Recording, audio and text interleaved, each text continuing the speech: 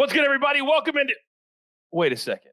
This is not Tuesday, Trav. This is not our normal cash out with the coaches time. Why did you send me this link, and why am I here? Coach, it's the U.S. Open preview. Let's go.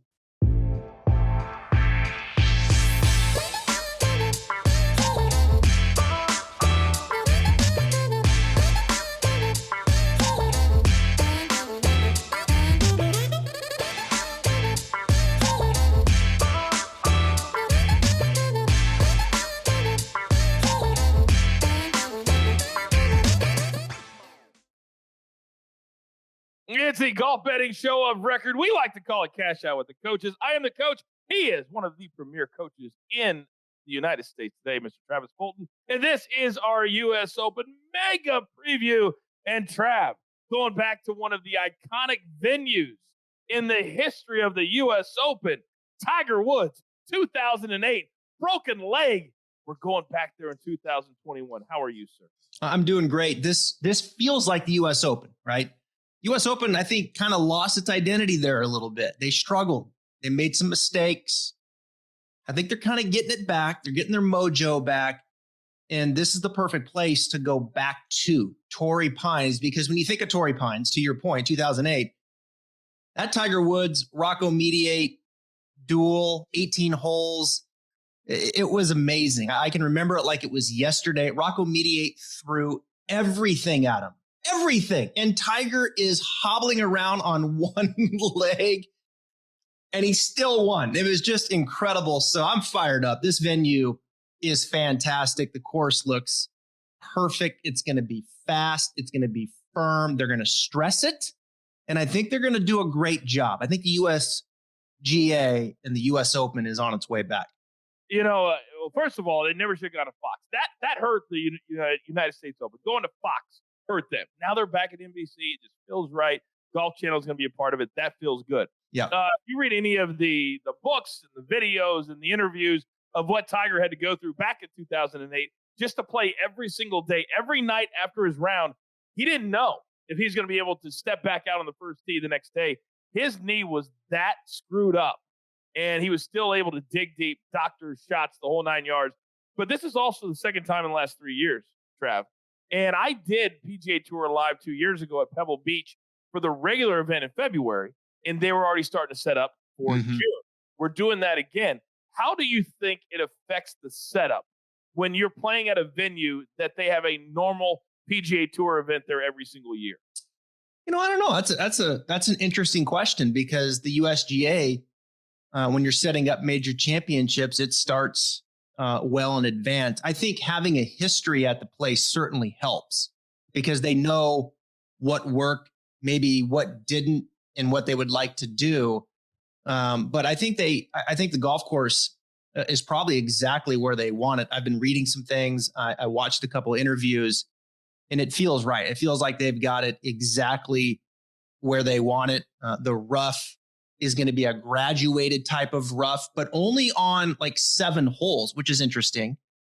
And, you know, the fairways, the greens, we know are going to be firm. They're going to be fast. It doesn't look like Mother Nature is going to get in the way. So I think there's no excuses here. They should have it where they want it, given, you know, the track record back in 2008, monitoring the situation there, which is what? Perfect weather. I mean, let's face it, out there. In that part of the country, which you don't live that far from. So there's no excuses here, Coach. I mean, they should put on a great test. And if you read things and you listen to a lot of the people that are making these decisions, I think they have it exactly where they want it here heading in the next week. Yeah, and the weather's supposed to be spectacular. Yeah. It's 55 miles from where I'm sitting right now, and it is a perfect day out today as we do this show. Now, it should be pointed out that in the U.S. Open, they do not play both courses like they do in the Farmers Insurance. So it's always the stiff test on the South course at Torrey Pines, which is always difficult no matter when you play it. All right, let's jump right in. Here's what we do on our preview shows for all of the majors. We hit the biggest storylines, the biggest names, the sleepers that we can watch, and maybe a couple of bonus names that we want you to keep track of as well. Now, keep in mind, we're still going to do our full preview show with our picks next Tuesday. Right. So, of course, turn on your notifications, subscribe subscribe to our YouTube channel so you don't miss any of our content. All right, your first storyline you're watching at Torrey Pines for the U.S. Open, Travis, is what? I mean, it's got to be Lefty, doesn't it? Phil Mickelson going in, trying to get the Grand Slam. No one in their right mind expected Phil to go into the PGA and win at Kiawah. I know there were some winning tickets, but come on, to go in there and play like he did. He's going to need that kind of performance, and particularly out of his iron game, if he's going to have a chance at Torrey Pines. Back in 2008, when Tiger won, Rocco finished second. He did finish T18. We know Phil has 6 second-place finishes at the U.S. Open, so we know Phil knows what he's doing when it comes to U.S. Open type of golf. And I think this kind of golf and the way they're going to set it up, kind of goes back to that era when Phil and Tiger, I think, were very dominant. In that era when I was young, like the U.S. Open was the major championship. And I think they kind of got away a little bit from that identity. They got cute with a lot of things. And now I think they're kind of going back to that. So I think that bodes well for Phil, perhaps, because he's got a lot of experience with that. This is his 30th start, Coach. That's a crazy number. It's a crazy number. And he's going to be 51. And he's going to be 51. The fact that he's been able to play this many U.S. Open shows how long he's been at the top of the world ranking, because he's never had to, until the last couple of years, even think about a special exemption. And he was going to take one this year until he won the PGA Championship. Now so it's an amazing, amazing run.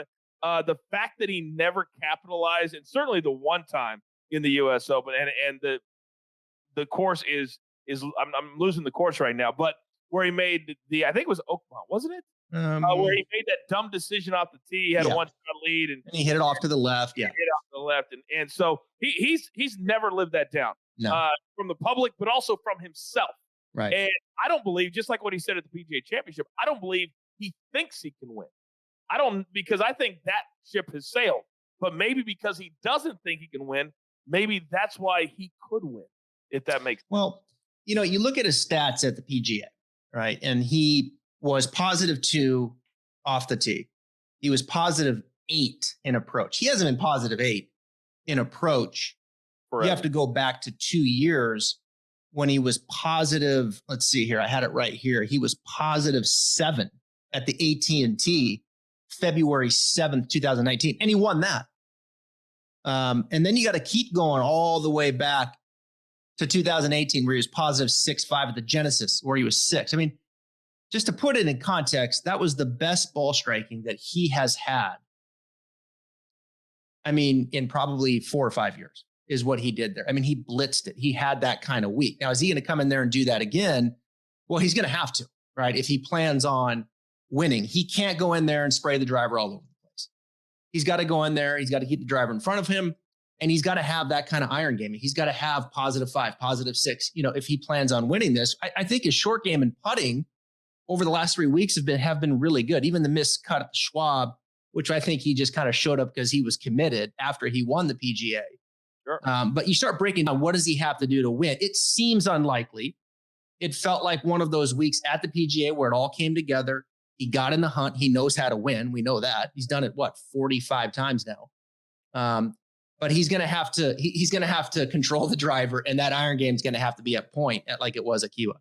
Yeah, and if he plays all the times that you just alluded to, is when he decided to play smart golf and not just bombs down there. And this U.S. Open, they're not going to be able to outdo, and it kind of leads into my first storyline, what Bryson is going to do. But Phil doesn't hit it that far. He doesn't hit as far as Bryson, so he's not going to be able to hit it into the rough like Bryson did a year ago and get the job done. But that leads into my first storyline, and that is the whole Brooks-Bryson saga. And it's not about, is it going to continue? If the USGA has any guts whatsoever, they will put these two together in the first round and the second round. What I believe could happen is I don't want either guy to get so caught up in that they forget that they have a chance to win a major. Bryson has a chance to go back-to-back at the U.S. Open, which is usually unheard of. Never happens. And I don't want that to get caught up in this, but it's also a really sexy storyline.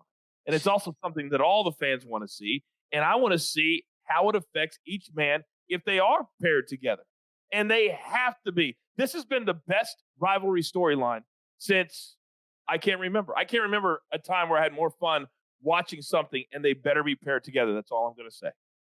Well, I mean, Koepka, of course, won it in 2017, Aaron Hills, 2018, Shinnecock.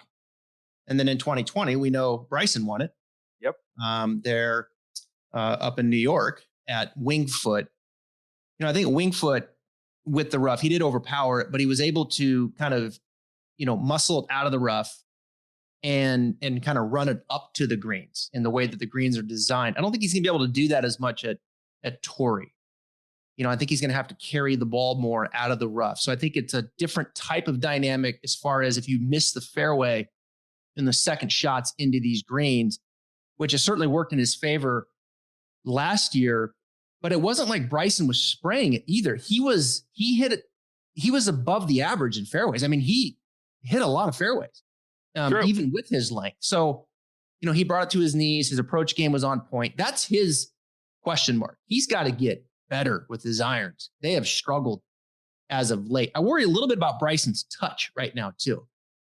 So I'm a little less bullish with Bryson right now going into this than I am with Brooks. Brooks was impressive at the PGA. I'm curious to see how he does at Palmetto here, the new course. But Brooks is on point, both on the golf course and off. He's bullish. And I would have to say of the two, I would probably put my money on Brooks right now over Bryson, the defending champion. There's no question about that. There's no question. I would, and I probably will put a little bit on, and he'll probably be a top 5 betting favorite heading into next week, I would assume, especially if he plays well at Palmetto in the Congaree this week. All right, what's your second storyline that you want to hit on, sir? Well, I mean, how about the feel-good story here of Jon Rahm going back to Torrey, where he's won before, and putting this win in his back pocket and getting his first major championship. We talked about it on the show this week when we broke down Palmetto, the new course there at Congaree, and kind of looking back at Memorial. And, look, I've said it many times, Rahm has been stuck in neutral most of the year. He just hasn't gotten it going. The new equipment, I think, has had an effect. I think he's starting to get a little more comfortable now with the equipment, which takes time. That is not easy when you start changing equipment, especially if it's all 14 clubs. So he had some growing to do there, I think, with the equipment. And now that I think he's past that, he finally gets it going. He shoots 30 on the back, darn near 29, opens up, a 7-shot lead, 6-shot lead? 6 shots after 6-shot lead. Yes. And he's got a grin ear to ear. He's like, finally, I have arrived, new baby. And this guy's going, hey, come here, I got to tell you something. I mean, it was the worst break, Coach, I have ever seen, I think, ever. And I know he could have done some things. Yeah. I'm vaccinated. I mean, I get it. But that's a bad break. It is a bad break. And I've been very, very critical of people that have contracted COVID that are in a position like Jon Rahm or like another athlete when you're putting not only a lot of money, you're putting teammates. This is an individual sport, but he lost a lot of money, lost a lot of FedEx Cup points. And now this would be the ultimate feel-good story because not only has he won here in spectacular fashion, making that long putt chip, whatever it was for Eagle on 18, but also he got engaged here. This is a special place for him and his wife who have the newborn baby. And I think his motivation is going to be extremely high. My only question is this, though. If indeed he is quarantining for the full 2 weeks, which is what he's supposed to do, then he's going to only have 3 or 4 days to really prepare for the U.S. Open. Is that enough to get your game ready? Now, it looked like it was ready at the Memorial, but sitting out for 2 weeks, is that enough? I don't know if it is, but it's going to be fascinating to see if he can flip that switch again, just like he did at Jack's place. I don't know if he can. I mean, can't you quarantine on the back of the range? Well, you're supposed to be away from everybody. I would assume he's going to be hitting the ball. I would assume that he's going to be out. But you're supposed to be quarantining in a room, not leaving, not being outside, the whole deal. But let's be honest, they're doing that. He's hitting. I think there's arrangements that have been made. Correct. I'm sure, maybe not. Don't quote me on this, but Yeah, I mean, I think he's going to be fine. I think he's going to be hitting balls, putting, chipping. He's going to have his own area there, I would think. But maybe not. I don't know. If he doesn't, the answer is no. I think that would be a big ask. To just shut it down and then go over there for 2 days and like, I'm just going to fire back up like I had it 12 days ago. But I'm hoping that he's able to do a few things within reason and safety and just and keep this feel good of what we were seeing for the first time, really peak Jon Rahm. We hadn't seen since since the playoffs last year when he knocked out DJ in the second leg. It's the best we've ever seen him play. Yeah. It's the best he's ever seen him play. And I think that is the most disappointing thing for him. It's not the money. He has enough. He's going to make more. But it's about the fact that he was playing so well. And you rarely get an opportunity to close out 4 incredible rounds of golf on one golf course. And he had that opportunity. He didn't get it done. We'll see if he can get it done at the U.S. Open. My second big storyline this week, and we've been waiting almost 4 years, Trav, for this to happen. Jordan Spieth ripped off those 3 majors very, very quickly. But yet now it's been a long hiatus away from the major scene. He has his win, which happened in Texas a couple of months ago. He's been a top 10 machine. He nearly won at the Colonial. Again, couldn't get it done on Sunday. He's got the game. But now can he take that game? I love him at U.S. Opens because he's the ultimate grinder. He's got arguably the best short game on the PGA Tour. And you put him on a U.S. Open style course when you've got to scramble, 5 to 9 times around usually. I gave him a huge advantage at the U.S. Open, and I think he is primed and ready to get his 4th major. You know, it's interesting. When you really look at Spieth, he had the win at the Chambers Bay, which was just such an unusual U.S. Open, that golf course, Chambers Bay. And it's tough for me to say that because I'm a Northwest guy, and that was Seattle, just outside of Seattle. And but that was a mess, right? I mean, that golf course was a mess. And that's when the USGA kind of got away from some things. And I think they really kind of lost their identity.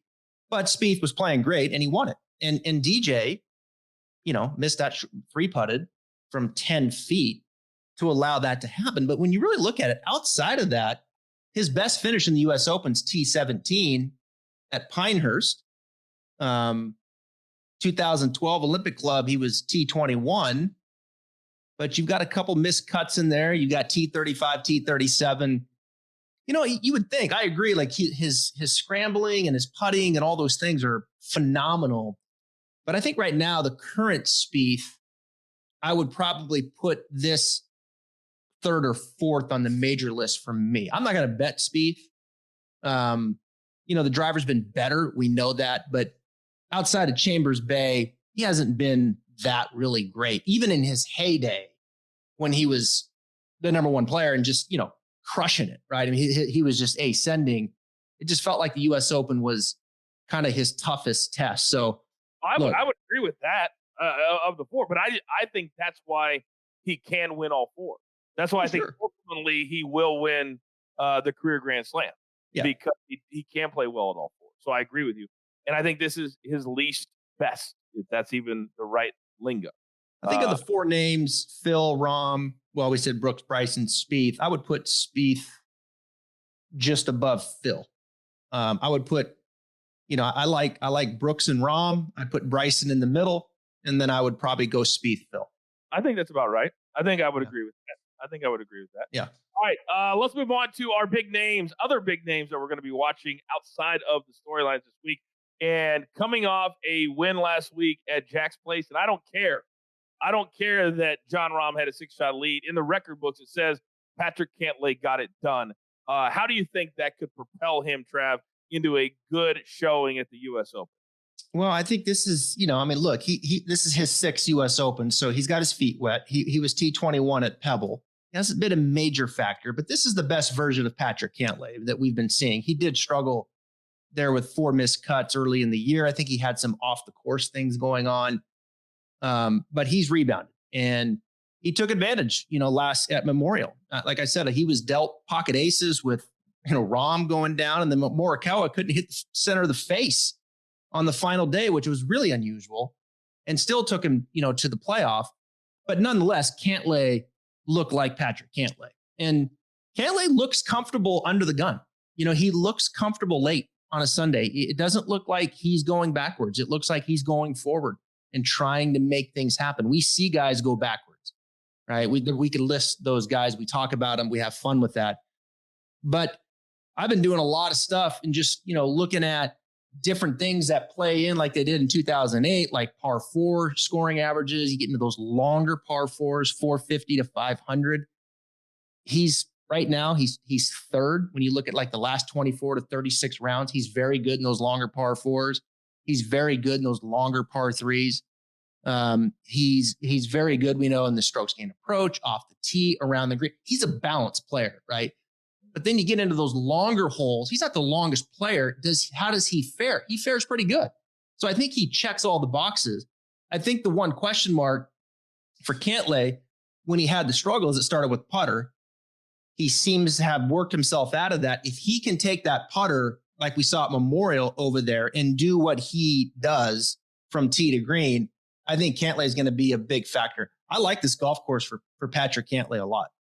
You said Patrick Cantley looked like Patrick Cantley last week. Well, I would say that's a positive, but it's also a negative because Patrick Cantley looked like Patrick Cantley last week.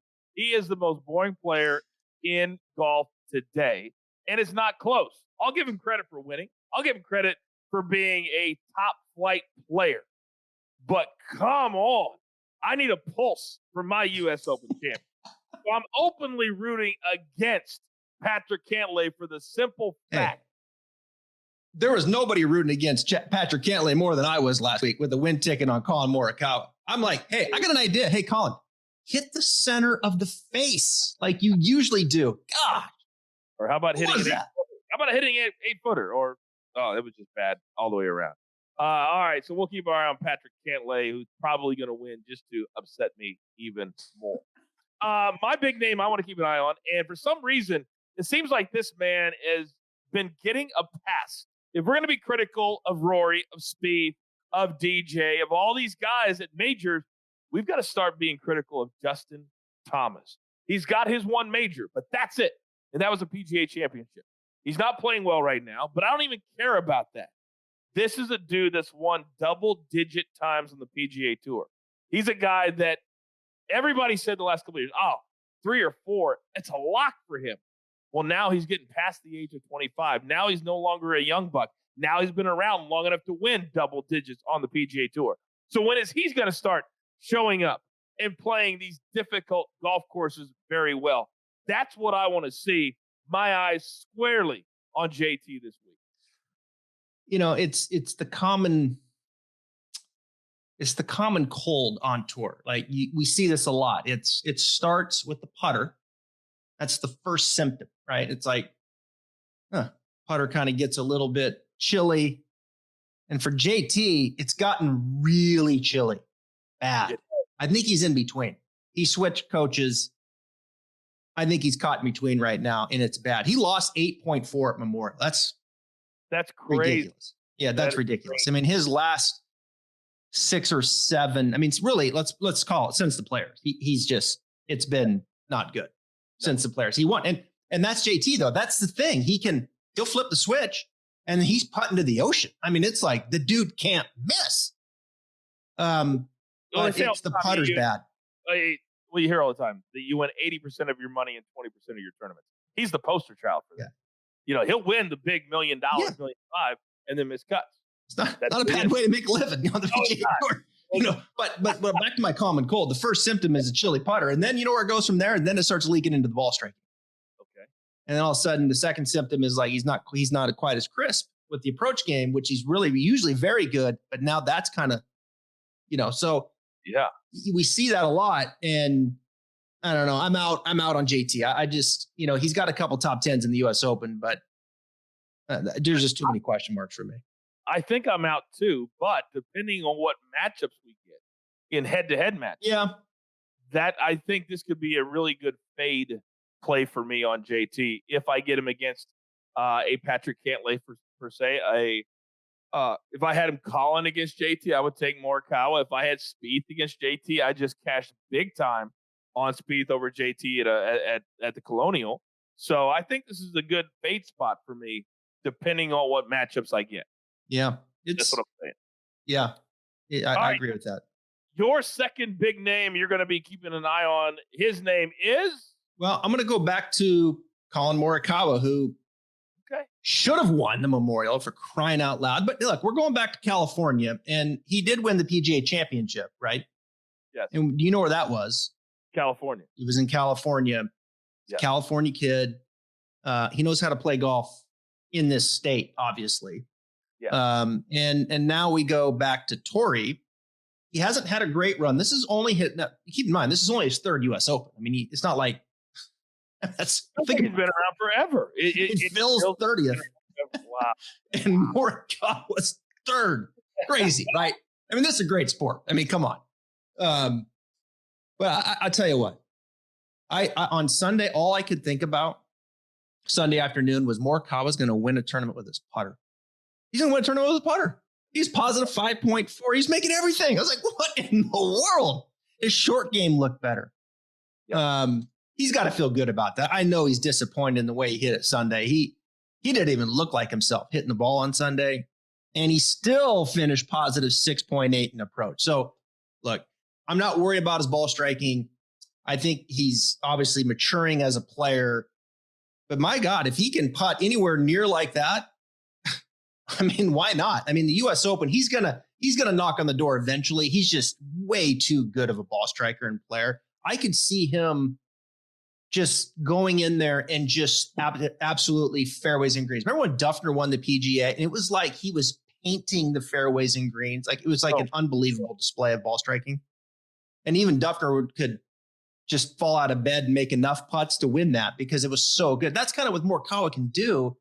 And then you add positive 5 putting. It's like, my goodness, right? Like that's scary, scary stuff.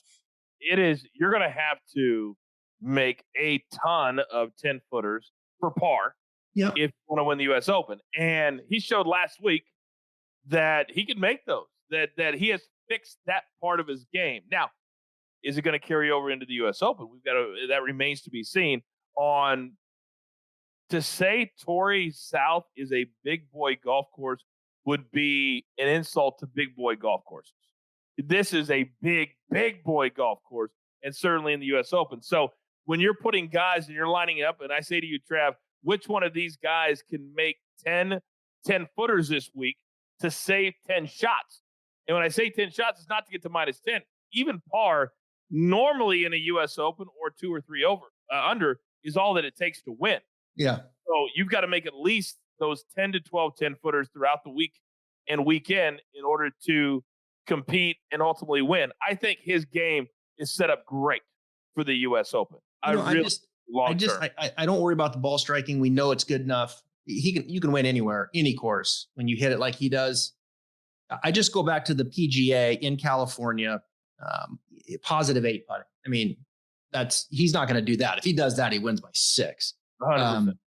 But then you go to the Farmers at Torrey, and he was positive 2 putting. So it's like there's some comfort there. You know, I think there's some comfort for him there in California, and the way he hits it. I think he's a big name to watch. I really do. Clearly, he's playing some good golf. Him and Cantley.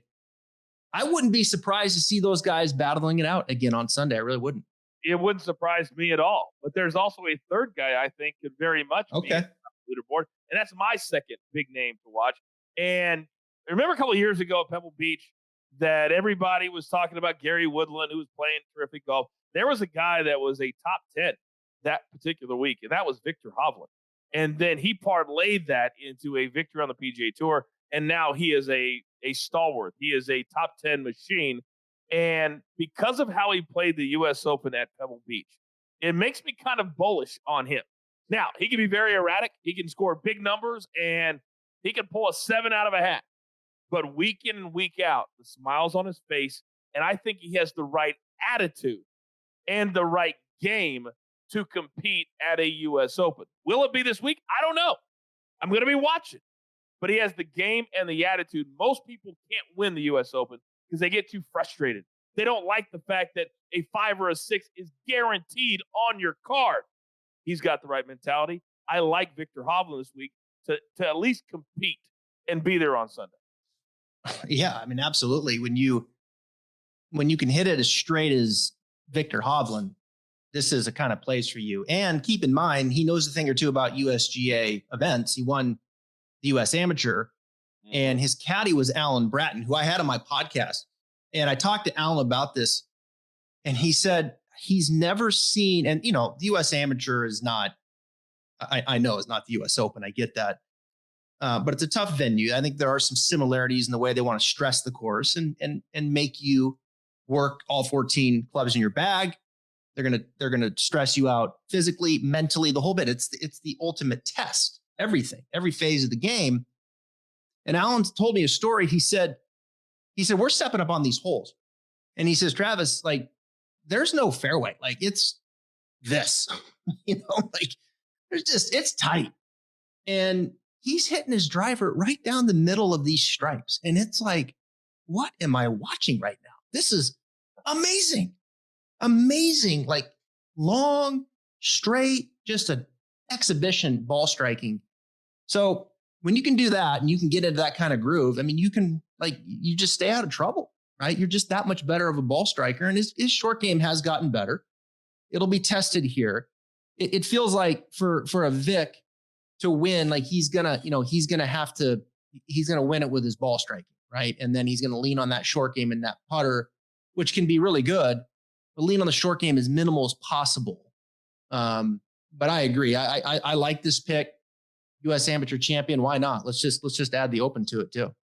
All right, we'll see how he does. How Morikawa, Cantley, JT, among others. All right, let's move into our sleeper portion of the program. Any name that may not be on the tip of people's tongues, but we think, Trav, could do some damage at Torrey Pines. Who's your first name? I go back to my boy. Here he comes, Jason Kokrak. It's time, baby.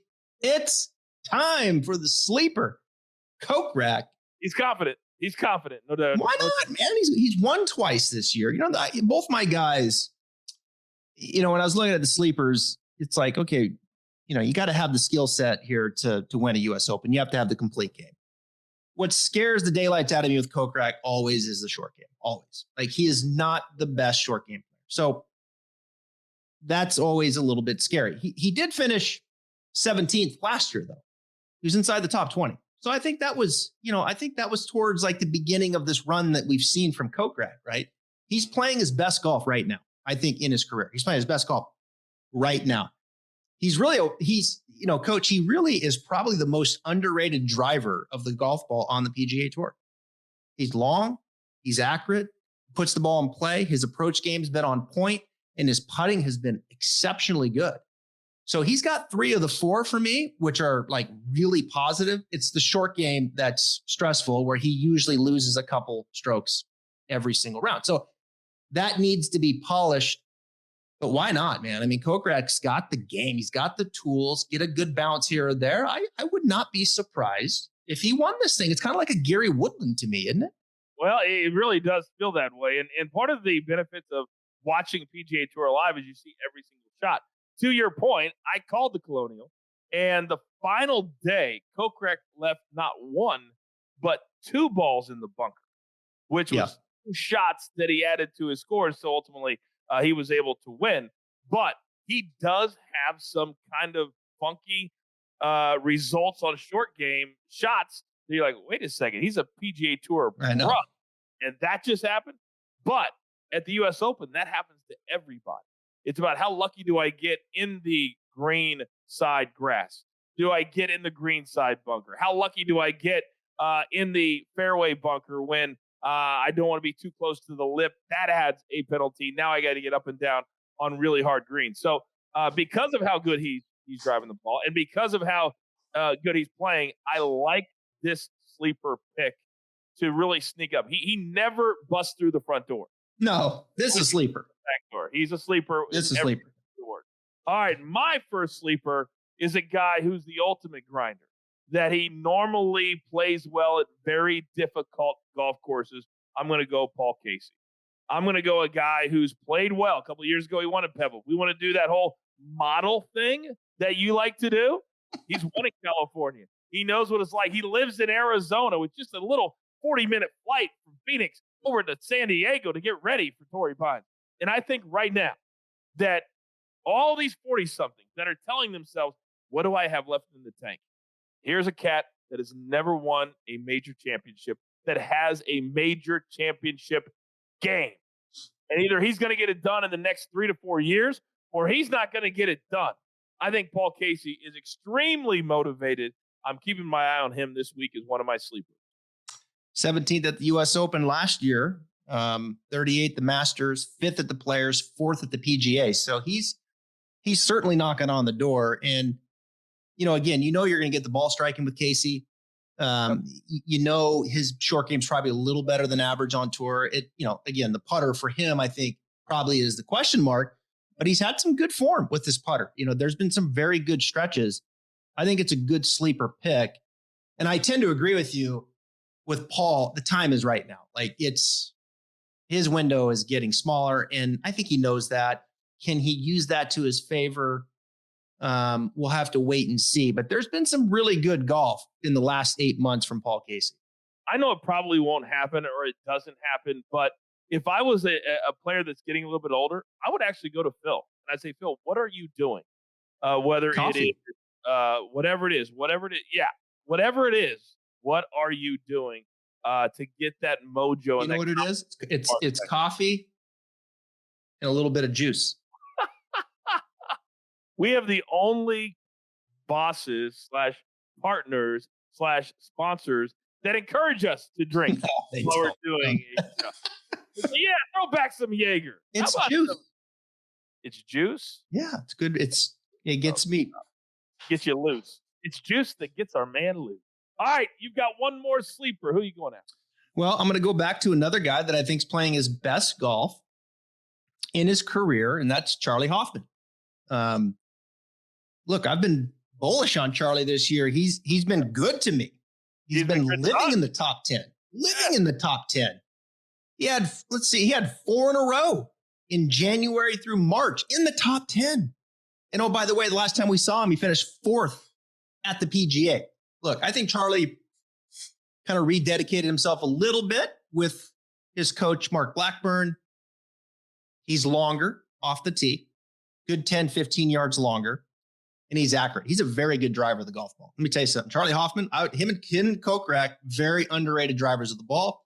His iron game is as good as it's ever been right now. His putter's been good, but his short game scares the daylights out of me again. There we are. So that I think that's with Charlie.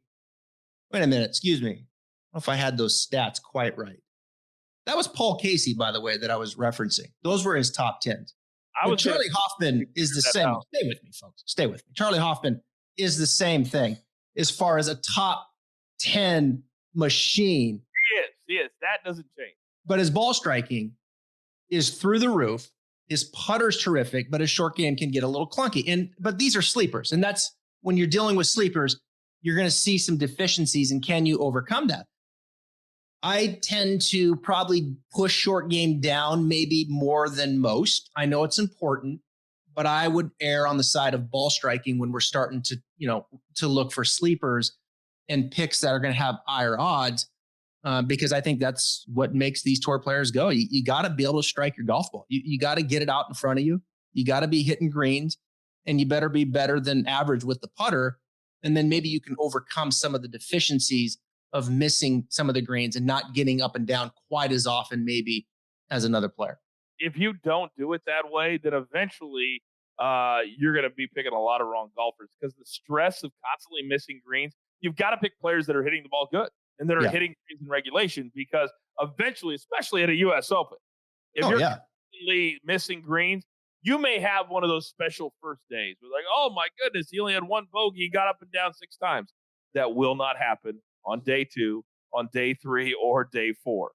What do you got? So here's the deal. He had 5 top 20s in a row. So I misquoted that. So 2nd at Valero, 18th RBC, 18th Valspar, 17th PGA, 3rd at the Schwab. Thank you very much. More. There you go. Go ahead and continue on with the show. Travis Fulton joined us on the show. All right. My last sleeper hasn't won in a long time, but it seems like almost every single week he's at the top of the leaderboard after the first day, and that's Keegan Bradley. He's hitting the ball great. He's playing well, but he has one really bad round during the week, and he falls down from the leaderboard. But his first round stats are amazing. Can he put 2 days together, 3 days together? He's one of those really good ball strikers that you like to talk about, Trav, that if he's driving it well and hitting it well, it doesn't matter if his short game is not that good. But he needs to win again. And wouldn't it be nice if this was the spot for him to do it? Do I think so? No. But I'm keeping an eye on him because of his ball striking and the fact that he is a major champion. And sometimes you can feel those vibes again if you get into contention. We'll see if he can. No. You said no. You said hell to the no. You said not Keegan Bradley. Well, I'll be honest. I didn't see anybody else. I went through the entire field, and I'm like, it's why every time Andy North, who won 2, when he does that thing on ESPN where he goes, I'm just slicing off half of the field. Literally half the field cannot win the U.S. Open.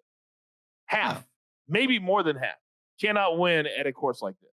Well, let me ask you, can James Hervel win it? Nope. Joe Highsmith? Nope. It's the weakest field of all the 4 majors. Well, maybe the British Open, but because Shan of Kim? qualifiers, no. Andrew Kozin? Joe Long? The qualifiers for the U.S. Open cause a lot of players, congratulations for getting in, to play one good round of golf or 2 and get in and beat a pro. But there's a lot of guys that can beat a pro in 1 or 2 rounds. But when they get on the course at the U.S. Open, that changes everything. And that's why guys can't win the U.S. Open that qualify for the U.S. Open. You never see it. Ever. Ever, ever, ever, ever, ever. And you won't see it again next week. It's going to be big game hunting. It's going to be a big name that wins the U.S. Open guaranteed next week. I got you a big name. Give it to me. I got you a big name coming up here in the bonus. You want it? Give it to me. Give me a bonus name. Louis Oosthuizen. Oh, double O. I mean, you got to throw Louis in there. I mean, Louis is a U.S. Open specialist, man. I mean, he's guaranteed top 25, guaranteed. Mm-hmm. I mean, he really is. He's been in the top 25 every year since Chambers Bay, where he finished 2nd. He was 3rd at Wingfoot, 7th at Pebble Beach, 16th at Shinnecock. Louis, do I think he's going to win? No. Do I think he could be in one of the last 2 groups? Yes.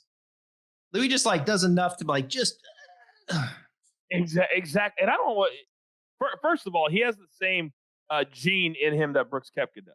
That the bigger the moment, the less it affects them. Yeah. He never gets excited. You never see that it's a pressure moment. But where he does show that pressure coming in is when he gets into contention, like what you're talking about. Yeah. And all of a sudden, he'll throw a 74 out there on a Saturday. And then all of a sudden now he's 6 back instead of 3 back. That's where it shows up a lot. And he needs to get past that. He's won 1 major championship in his career. And with a swing like that, he should have won way more than what he has done. Well, but his back's been an issue. Injuries have been an issue. And right now, though, I think he's playing as good as we've seen him play in years. In years, that's how good he's playing right now. I think his putting is better than his ball striking, personally. I mean, I think his ball striking is good. But I think Louis is one of the most underrated putters on tour. I mean, he's a fabulous putter. He is always +4 or 5. I mean, he's a beautiful putter. He really is. It's a beautiful stroke too. I think look. You don't want to use the underachieve, but I think in the way of wins, I think it might be appropriate. Yes, it is appropriate. Yes, it is. Yeah. I mean, he's a great player. He's a great player. I mean, he's got it all. And he's got the mentality and look, he's won a major championship. I get that. But man, it just feels like there should be more wins in there from Louis Oosthuizen. And you have to go, it's slipping my mind here, but I got it right here. I mean, you got to go all the way back. I mean, there's a lot of seconds and thirds and fourths and fifths and seconds and thirds. And I mean, it's crazy. How many top 5 finishes, just going through the years here. An incredible player. Incredible. Remember when he won the Open Championship? That was dominant. That was one of the more dominant performances in a major you will ever see. So when he won that, I think the expectations for him went through the roof. And because of his swing, because when he won that Open Championship, nobody really knew who he was. And now when you win that, now you get shoved up here. And that's why the underachiever tag has always been on him, because he hasn't won enough. And I agree with you. It's his, it's his only PGA Tour win. Yep. And that Open says, Championship. All right, give me one more name. Nine European Tour. That's great. All right, I know you got one more name that you want to talk about that most people that watch this show will not know who he is, but could very well show up on the leaderboard next week at Torrey. What's that name? Well, I think Garrick Hago, after he wins Congaree this week, will go over to the U.S. Open, and he might just go ahead and clip it off back to back. Lefty, South African, young man, 3 wins on the European Tour. He's got 3 wins already.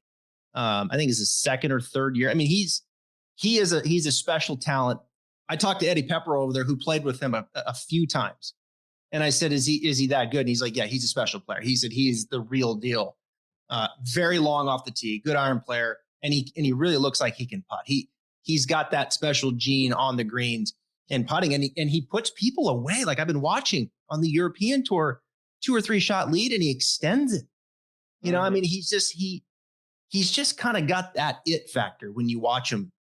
He came over here, played at the PGA, made the cut. I think he was like T65 or something. I'm sure he was nervous as all get out, but here he is. He's going to play in the U.S. Open next week. He's playing Congaree this week. Get his feet wet. I wouldn't be surprised. He's the complete player.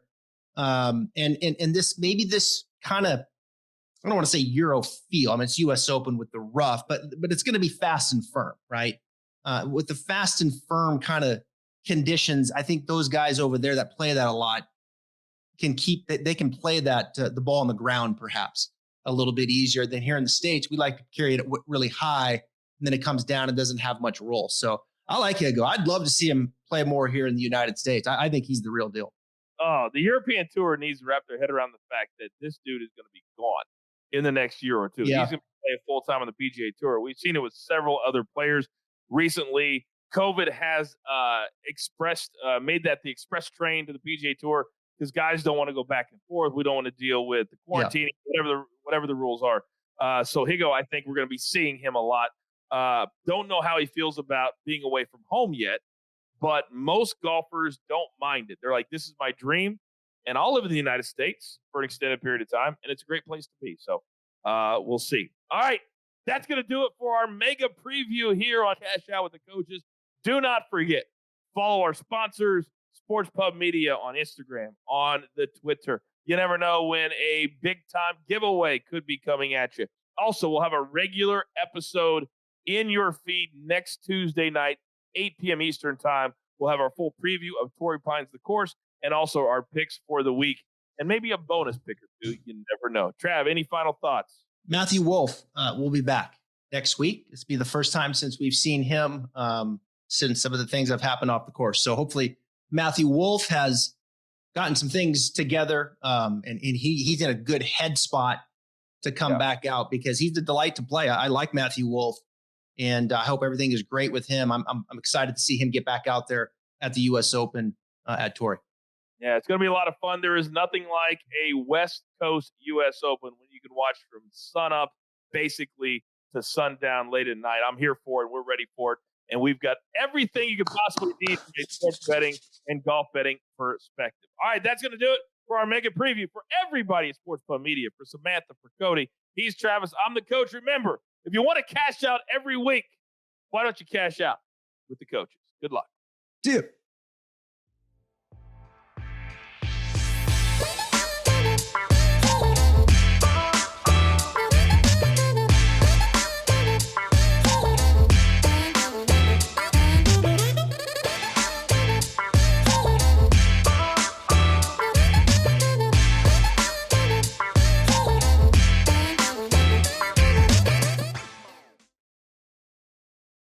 Hey guys, what's good? This is the coach. You may know me from PGA Tour Live, the Golf Channel, or even ESPN. I wanted to interrupt this YouTube video real quick to tell you how to get the best and most entertaining golf betting content every single week, and it's all for free.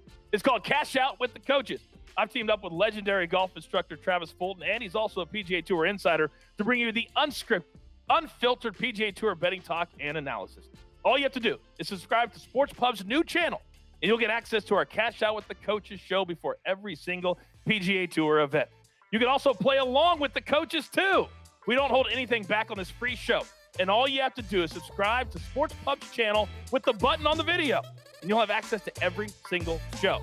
Trust me, you don't want to miss it.